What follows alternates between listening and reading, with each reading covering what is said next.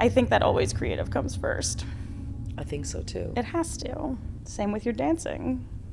What are these outfits going to look like? Oh, we are going to show the physical transformation on the documentary. Here Now, it's about like... It's just an hour and a half of you learning how to do a pull-up. Just a pull-up, right? That's the whole doc, is like, yeah! Can she lift herself out of artistic poverty? Nice. Can she lift herself out of creative despair? Yeah. Can she lift... You got it. No, you got it. I like this brand. It's coming together. Allow me to reintroduce myself. My name is Amanda Cordner. Amanda, 5 and 6, Toronto local.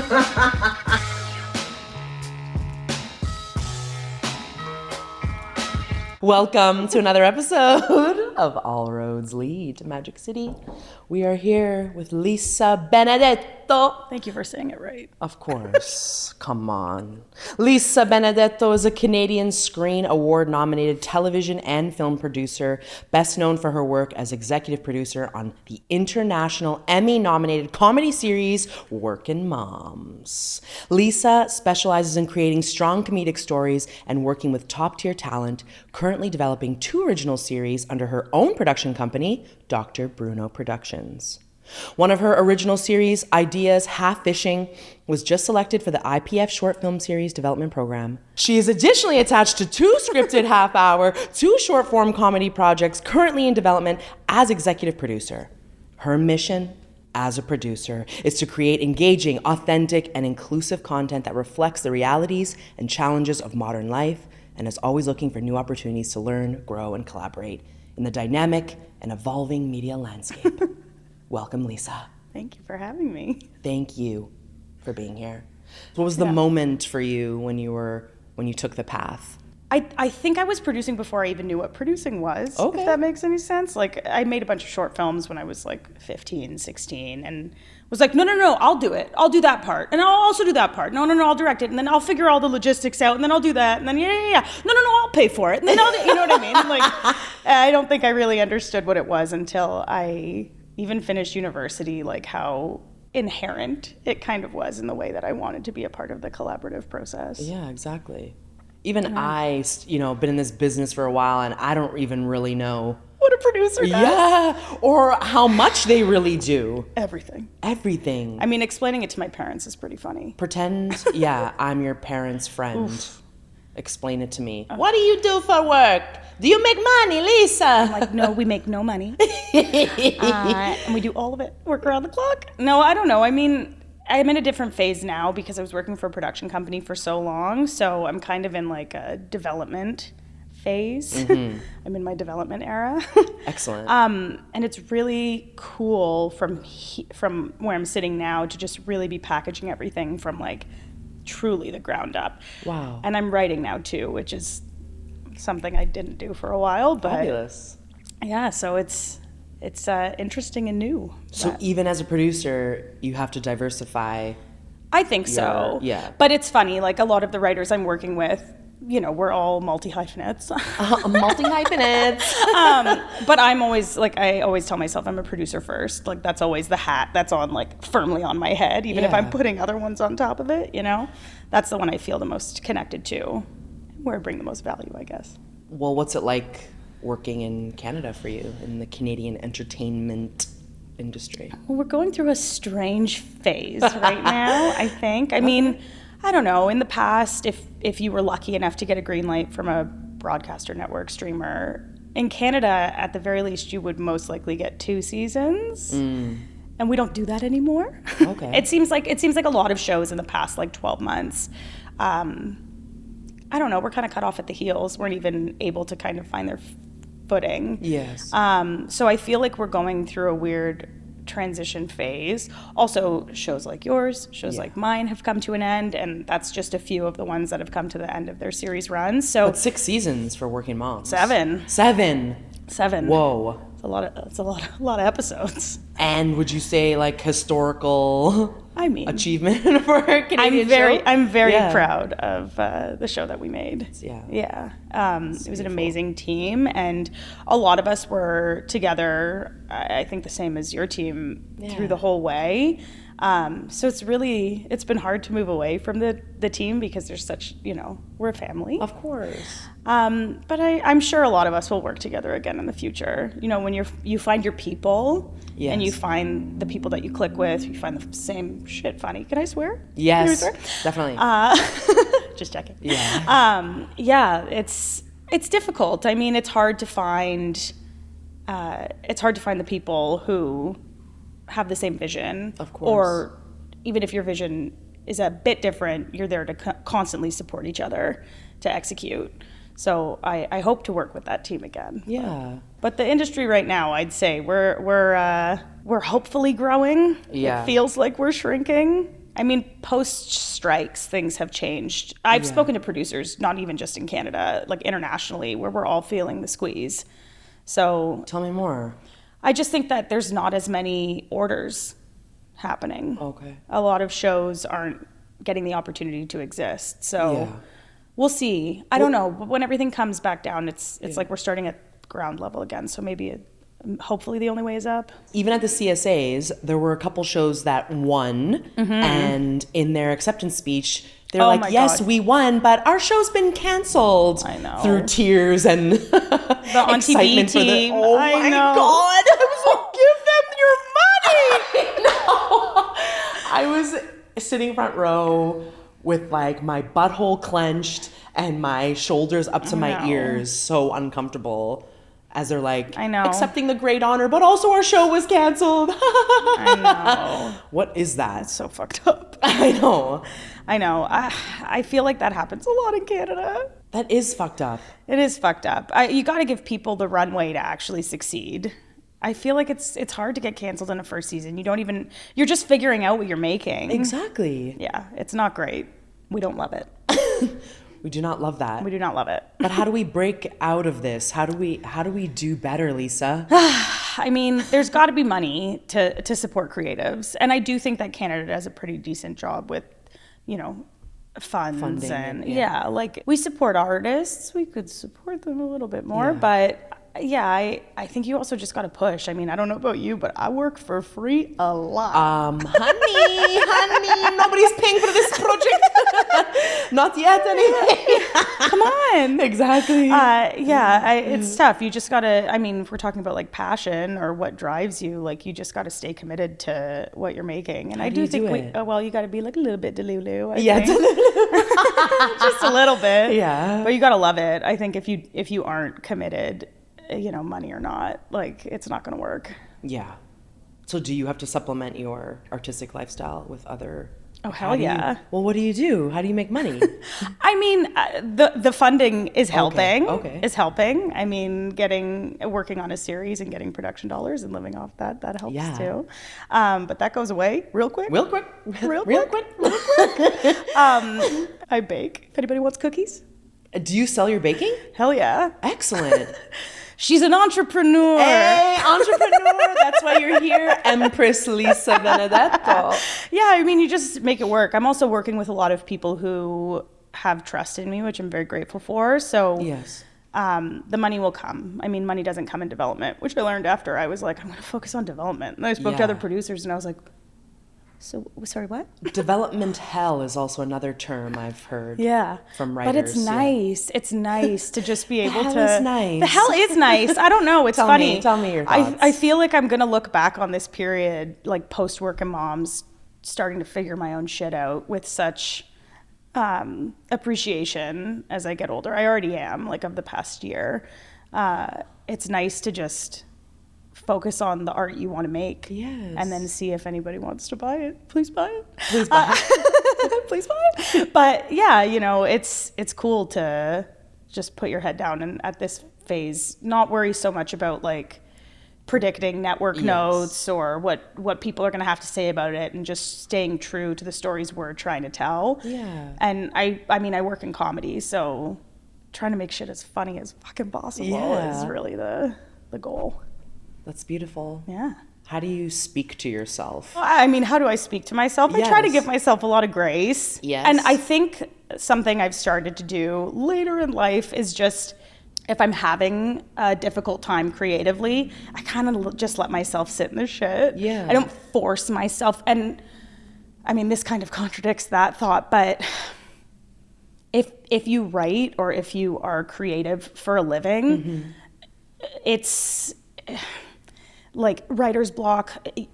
Fuck it. You have to work. You kind of have to work through it. Even if you don't feel you're most creative. Yes. You still have work to do. So like put your head down, get it on the page, do the work that you have to do, and fix it tomorrow when you feel a little bit better. Yeah. I will give myself grace to be like, you know what, mentally today I really can't do it, which you can't do if you're working for someone other than yourself. Of course. So working for myself, I do that, but I also push myself like quite a lot. Honestly, if you ask my husband, last week he was like, you wake up at 7 a.m, you start working, and then I see you at 8 p.m. I try to speak to myself kindly to answer your question, but I mean, being a creative is an emotional roller coaster, I suppose. Of course. And you are trying to build your empire here creatively and Slowly. slowly. Yeah. Let's say if you came across an actor's resume and past work said that they were a stripper. Would I that care? deter you? No. What do I care? You're Yeah. a performer. Exactly. Do you think there's a difference between stripping and acting? I think stripping is maybe harder. Tell me everything. Tell me your thoughts. I don't know. You got to be captivating as fuck. But don't you have to be captivating as fuck as an actor too? You do, but on camera, it's so different. Like, Yeah. you would know. You're performing differently when you're on stage For versus sure. when you're on camera. On camera, it's the smallest things that make the biggest difference in a True. performance. Whereas on stage, it's like, I know, my you gotta wings be, have to, like- yeah, you got to be larger than life. Exactly. And when you're stripping, man, you want those tips. Exactly. So you got to work it. No one's tipping you. No one's giving you, I don't know. I don't know how it worked on sort of. When you yell cut, people are like, "Here." You're tossing me some tweets. Yeah, make it hail, man. Well, that's what I'm trying to do here. I'm trying to make it rain on this fat ass, Lisa. Okay? Yeah. Let me tell you. I appreciate that. Have you heard of Magic City? I have. Mostly just because, you know, after Monica Rich, I looked into it a little bit. You looked into What it a before legacy, you came. though. Legacy for sure. A lot of rappers, musicians, they get launched Yeah. from this community hub. Yeah? So I went to visit it, well, for the first time this year. Yeah. And I was flabbergasted. Okay, Lisa. Tell me about it. Like the performance, truly. Yeah. I saw showmanship like I've never seen before in my life. It was captivating. It was acrobatic and Yeah. athletic and truly. You have to be fit as You have to be fit as fuck. Yeah. It's true.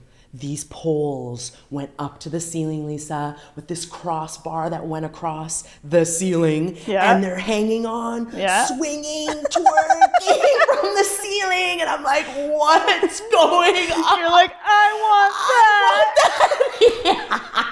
Absolutely. Truly. Yeah. I saw liberation. I saw talent. Yeah. I saw captivation. I'm like, you know what it takes to entertain. Totally. And so I went home. Oh, and people were making it rain on them Yeah. right there. And I ended up talking to one of the dancers. Yeah. And she was telling me that was a slow night, the night that I was there. She's like, I made 10 grand. It was a slow night. Yo, Yeah. you joke, but that's for real. That's insane. On a slow night, they're clearing between 3,000 and 6,000 each woman. So we all have to leave the Canadian film industry and go to Magic City. That's the plan, Lisa. That's the plan. Truly. Because I thought, like, this little Canadian actor who has, I think, reached the ceiling here. Yeah. I'm still dancing for daddy weekly. Yeah. I'm lucky, you know, auditions come in weekly. That's great. Totally. And rare. And very rare. Yeah. But I'm not booking them. That's because none of these shows are getting made. At the end of the day, right? At the end of the day. And I thought, I want to be that. Yeah. I want to go there and do that. And so now I'm on this journey, Yeah. taking you along You're with on the me. road. I'll go. Would you do it? Go with you? Yeah. I mean, I got to see this shit. Dance on stage, too. Oh, no, it's the camera thing again. It's the camera thing. But there are no cameras there. Still. It's live.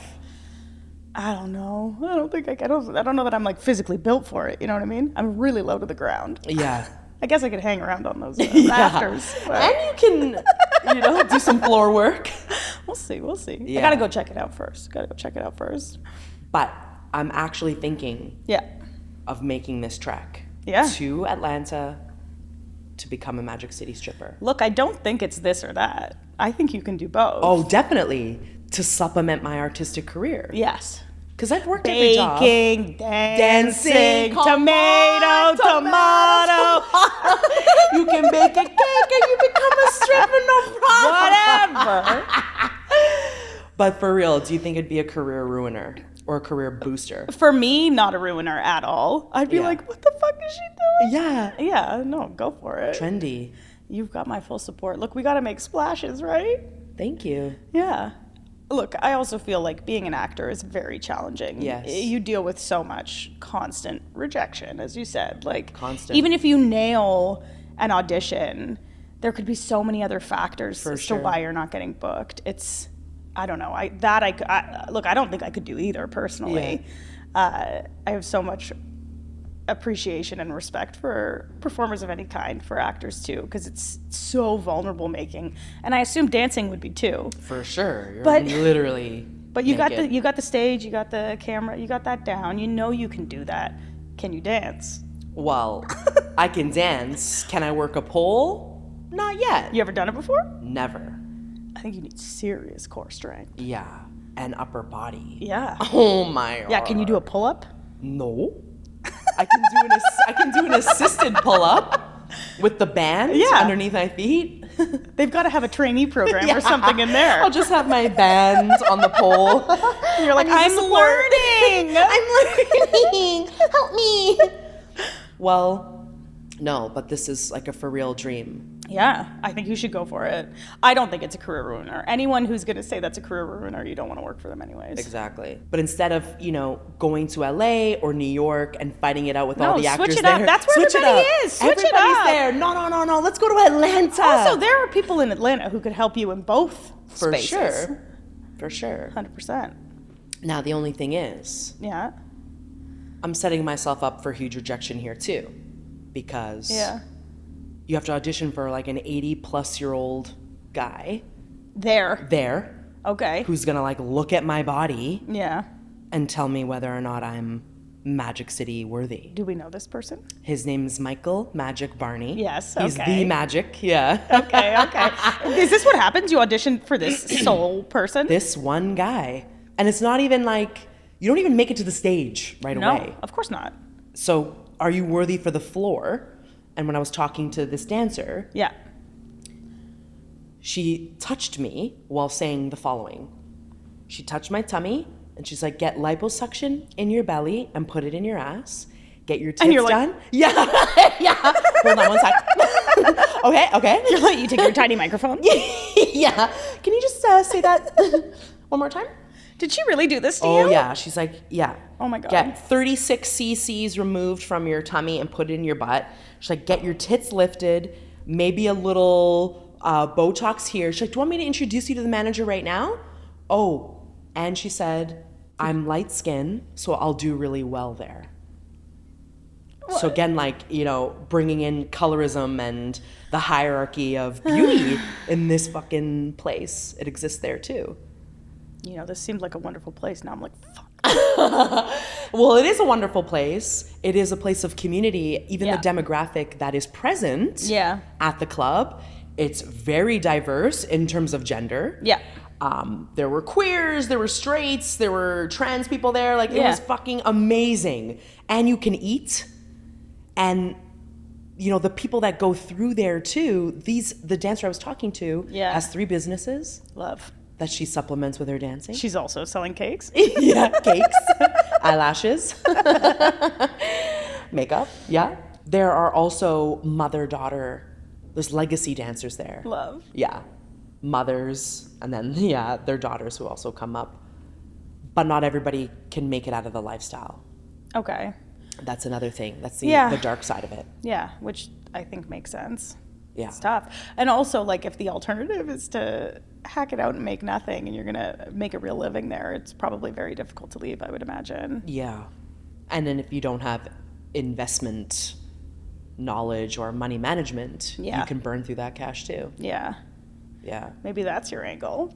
What? You go in there as, like, the wealth management. Everybody, Yeah. I'm going to teach you. You're like, I dance on Wednesdays every other day of the week. Have a meeting with me. We'll figure out how to invest your cash flow planning, yes. wealth coordination. Yes. You know, how to make your money work for you. Yeah, exactly. I mean, this sounds hard too. These sound all like hard. two difficult options. I mean, as an actor, I love to fortify my craft with different facets of performance. Totally. I also, As you should. I also do clown. Well. I've done improv. Yeah, Yeah. so everything informs my craft. But I've never done stripping. Is there a night you could do here before you take it down there? Before I take it down there. Just places, safe spaces to rehearse. I think so. Newbie nights. Amateur nights Yeah. here in Toronto. Yeah. The only thing is it's, yes, I went to, there's a strip club in my neighborhood. Okay. And I went to an event there. It was a queer lady night. On the night that they're closed, once a month, the women are allowed to come in and enjoy, okay? Once a month. They're like, this is the night we're open till 7:30 p.m. Exactly. Hard close at 8. But like totally, I've been to strip clubs in Toronto and I can tell you it is not the like, same. No. I figured. It's weird, it's Yeah. seedy, it's awkward, it's slimy. Yeah. And I'm usually the one like screaming Yeah. with joy. Yeah. To try to liven up. Totally. Well, and to support the dancers. Of course, they need to be working. hyped up. They're working. They're working. But with at this event I went to in Toronto, Lisa, no word of a lie, the ceiling was so low in the club. Like the actual ceiling. Actual ceiling. Okay. So the dancers are like Banging their bonking their heads. fucking heads or hanging onto the beams as they're walking across the stage in their mega heels. Yeah. Trying to do pole work with a very short distance to travel. And I was like, look No at this good. literal low ceiling here. The Canadian ceiling. So low. Did you get on stage? No. Okay, we got to get you on stage. Exactly. Have you ever stripped on stage? Never. Okay, we got to do this first. Exactly. First and foremost. Oh, there's steps. Yeah. Well, the first step is Yeah. how do we get into the mindset, the elite performer mindset? Of a dancer? Or just Well, generally? of a performer. Of a performer. Top of the game. You're top of the game in your industry. I mean, I appreciate that. Thank you. Yeah. So So are that's you. why. Yes, thank you. How do you get into that mindset? Yeah.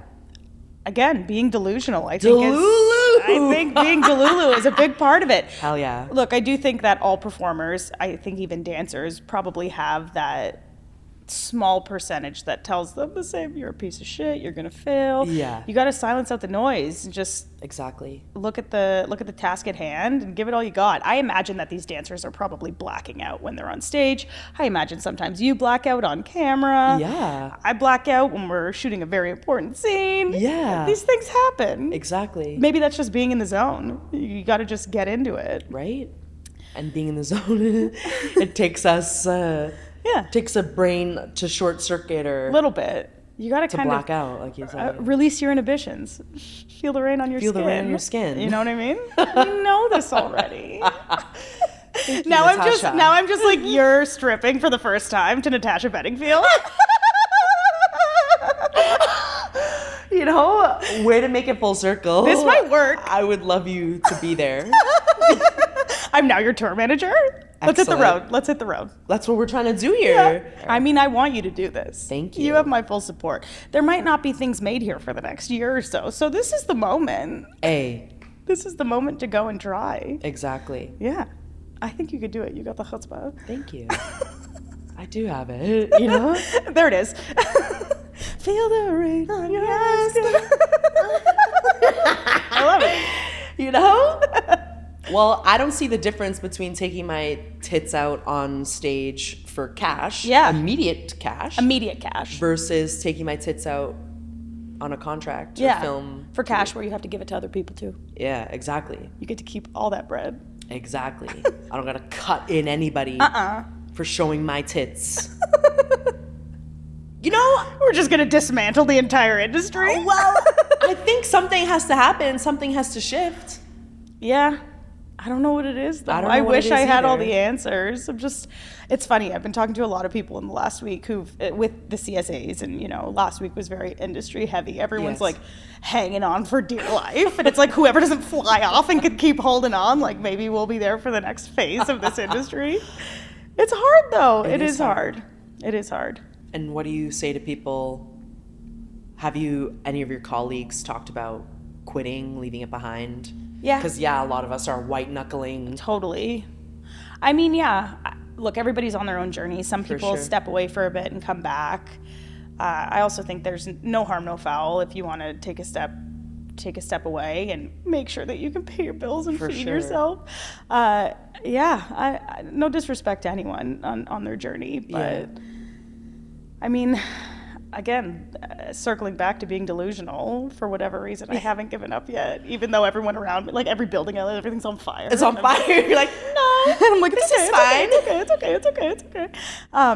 But I don't know, maybe there's an eternal optimist in me who's like, we'll get through it. And change isn't always a bad thing. Like, it wasn't working.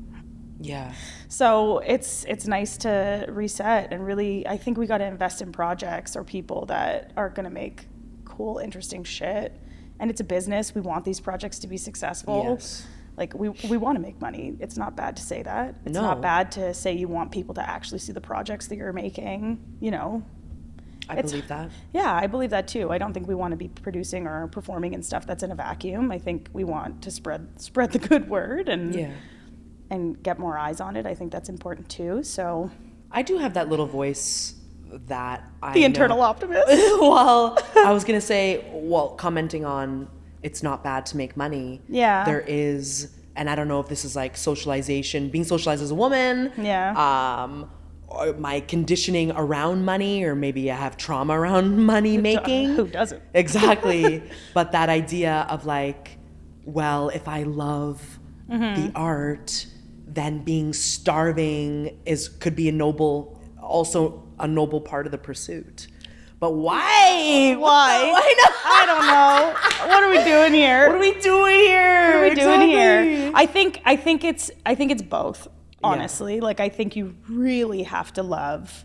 Look, these projects take forever. Yeah. To get off the ground. Exactly. Sometimes you're working on stuff for 5 years before it comes together, if not longer. And I think a lot of people don't know that outside, outside right? of our They just industry. they see the show and they're like, oh my God. You just made this. Just made it. Took you 2 months. Yeah. And you're like, success.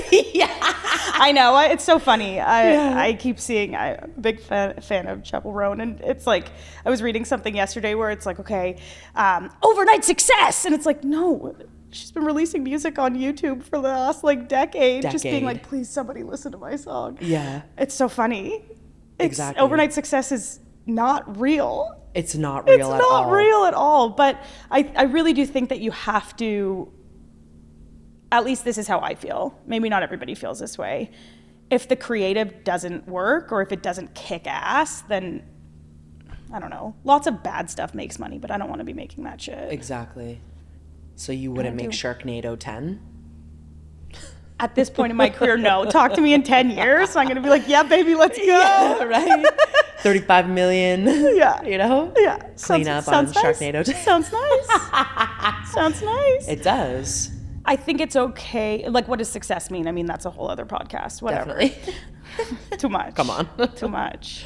But I think it's exposure, right? You want to be, even your doc, you want people to see it. You want it to make splash. You want to be doing something different, right? Exactly. That's all I think all of us are ever trying to do. Yeah. And I can only, again, speak to myself and my own, method and POV. But yeah, I think I want to make stuff that people see, that people like. And to climb out of that noise. Yeah. To make a splash that's big enough You gotta to drown that noise. Yeah, you gotta silence out the noise. Yeah. You gotta silence out the noise. I know. I had a prof that said that back when I graduated, was like, listen, most people are going to drop off. Yeah. You're going to look around and you're going to be the only one standing there. It's true. And that's when it'll all open up for you. Yeah. It's like, you don't know what you're talking But you gotta stay committed. I think that's a big part of it. Even when 100%. it doesn't feel like, again, success, whatever is there. Even if you're waking up and you're like, I want to do it today, you still got to do it. You got to keep doing it. Exactly. It's that commitment to whatever it is that you're doing. And yeah, you're only going to stay that committed if you're out of your mind. Yeah. Oh, for sure. It's a good thing. I think about quitting at least twice a year. Yeah, I think about quitting a lot. Yeah. I mean, I'm sure you are too. I hope you are. I'm lucky. I'm surrounded by a real army of people who support me and who you know, are like, keep going. You got this. You got this. You got this. You got this. Yeah. I'm gonna be like, do you got my bills? If I keep doing this, can you front the cash? But yeah.